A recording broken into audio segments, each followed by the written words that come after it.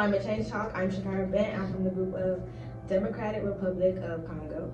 And we're here to discuss how climate change over the past couple of decades has been affecting the environment. And we're going to answer some questions and get to the bottom of it. What is your name? My name is Bobby Carlson. And what is your opinion on climate change? So when it comes to climate change, this is something that is affecting everyone in our everyday lives, and it's becoming ever more prevalent that we need to do something now instead of later. And so this is something that's affecting human health in future generations, and it's affecting our water supply, our transportation, our ecosystems, and it is growing at a dangerous rate.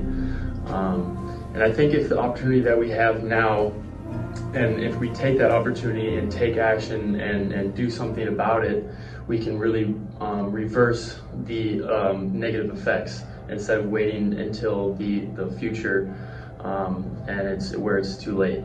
One big thing that I think we can do is really to help cleaning up the oceans. I think that's one of our biggest ecosystems that is really affected at the moment. There is one thing that is called the Great Pacific Barrier Patch. And that is between Hawaii and California, and it is a big patch of garbage that's twice the size of Texas. And there's one company that is called 4Ocean that has actually started to do that cleanup process.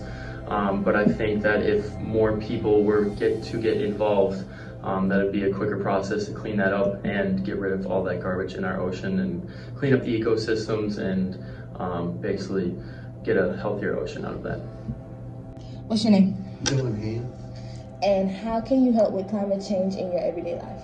I can help with climate change in my everyday life by becoming more eco-friendly around the house, such as turning off the lights or taking shorter showers or not taking a bath. Just little things like that around the house can make a big difference. As well as instead of driving to campus, if you live on campus, you can walk. It's good exercise and you won't burn any fossil fuels with gas and pollute the air with the fuel and stuff.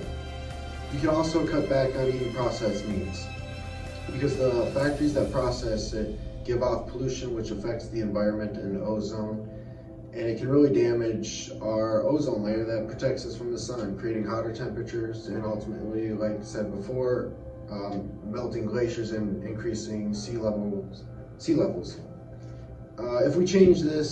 If we change small amounts of things in our daily routines, this will have a big impact on the future.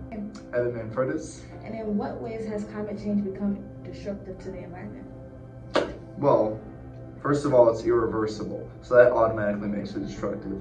In the last month, we've seen like all this stuff happen with temperatures, and you've seen the Australian fire breakout and how it's affected, I think, 16 million acres.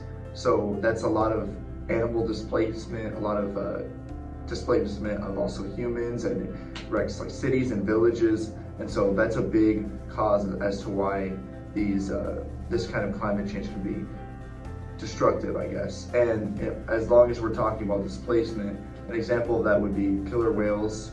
They've ended up migrating further towards the south, further towards the equator. They're not supposed to be there.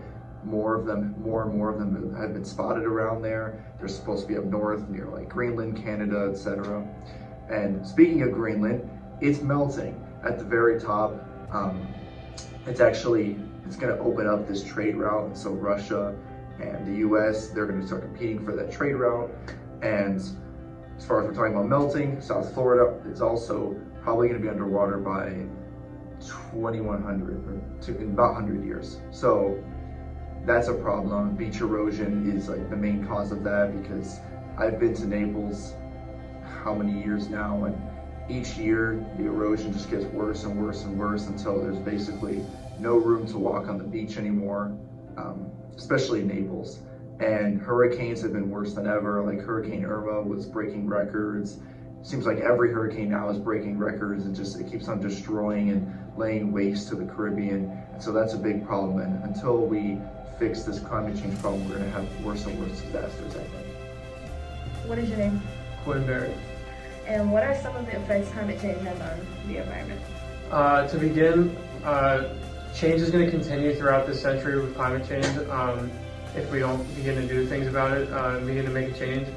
The temperatures are going to continue to rise throughout the entire Earth, and along with this, droughts in the Southwest and heat waves everywhere are projected to become more intense than they are right now.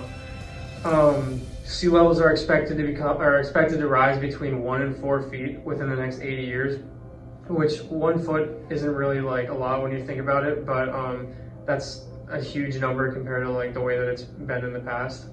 The Arctic Ocean is also expected to become ice-free during the summer season before the middle of this century. So all these things are just contributing factors of climate change. After interviewing some people, we've learned a little bit more about their insights on climate change, and with everything going on in the earth today, we have a decision on whether or not we want to start making changes to the environment or if we want to keep doing what we do each and every day. So I believe we should just start making a change today so that the climate and the earth will be a better place in the future.